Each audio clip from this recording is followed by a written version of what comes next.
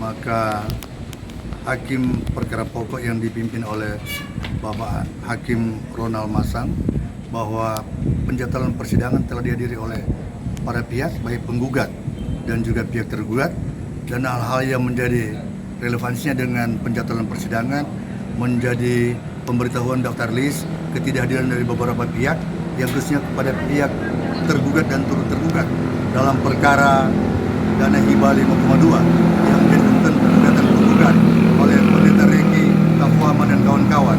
Maka dalam persidangan hari ini menjadi satu penegasan kembali bahwa persidangan keempat adalah berlangsungnya untuk tahapan persidangan berikut yang disebut dengan persidangan mediasi untuk menetapkan hakim mediator yang akan memimpin persidangan. Maka pilihannya kami memberikan kewenangan kepada majelis hakim untuk menentukan mediatornya diambil dari pihak pengadilan negeri Manado. Dan untuk kelangsungan dalam proses persidangan setelah juga diberikan kesempatan kepada para pihak baik penggugat dan tergugat dan diberikan kesempatan terhadap tahapan-tahapan persidangan berikut dengan mediasi, maka kami pihak penggugat bersama dengan prinsipal bahwa Pendeta Reki Kafuama diberikan kesempatan oleh majelis hakim untuk memberikan informasi ataupun tanggapan dalam penyampaian yang diketahui yang berhubungan dengan sidang Majelis Sinode Tahunan yang berlangsung pada bulan Desember tahun 2025, dan semuanya itu akan menjadi bagian daripada informasi yang berkait dengan materi perkara kami. Dan pada kesempatan ini prinsipal kami Pak Pendeta Reki akan memberikan tanggapan langsung. Silakan ya, Pak. Informasi apa tadi yang disampaikan dari Bapak Pendeta kepada majelis hakim di persidangan hari ini, Pak?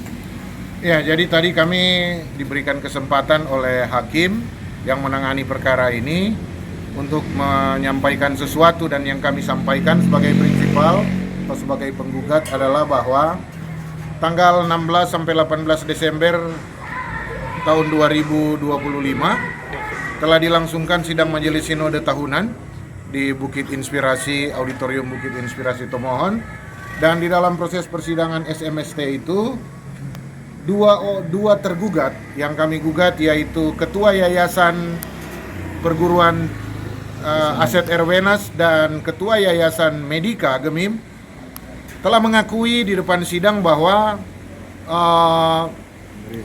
uang sebesar atau dana sebesar 5,2 miliar itu betul diambil dari dana yayasan, kedua yayasan itu.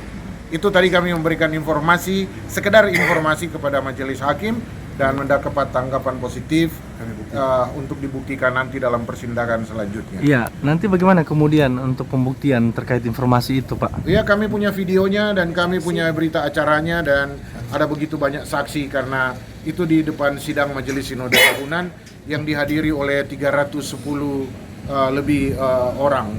Tegaskan gugatan dari para penggugat ini dalam perkara ini apa saja, Pak? Ada 7 orang atau 8 tergugat, termasuk Kejaksaan Agung Republik Indonesia, CQ Kejaksaan Tinggi, CQ Kejari Manado, menyangkut dana sebesar 5,2 miliar yang disetorkan oleh Pendeta Hein Arinas, dan dia mengambil uang dari gereja untuk menjadi uang pengganti kerugian negara.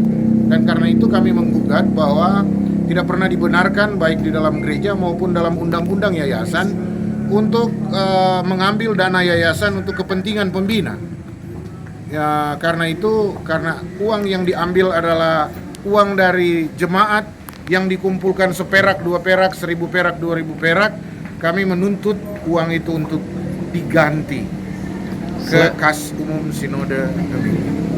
Ya, pada prinsipnya gugatan kami itu bahwa para tergugat ini telah melakukan perbuatan melawan hukum, melampaui kewenangan mereka, bahkan menggunakan dana yayasan yang notabene adalah dana dari Gemim diperuntukkan dana pengganti oleh pribadi dari Hein Arina sebagai terdakwa di waktu itu. Jadi pada prinsipnya kami menuntut, sekali lagi kami menuntut penggugat untuk kembalikan dana itu, bukan kepada penggugat, kembalikan kepada institusi Gemim. Total penggugat ada berapa orang, Pak? 7 7 orang ini dari mana saja? Semua anggota jemaat dan pendeta.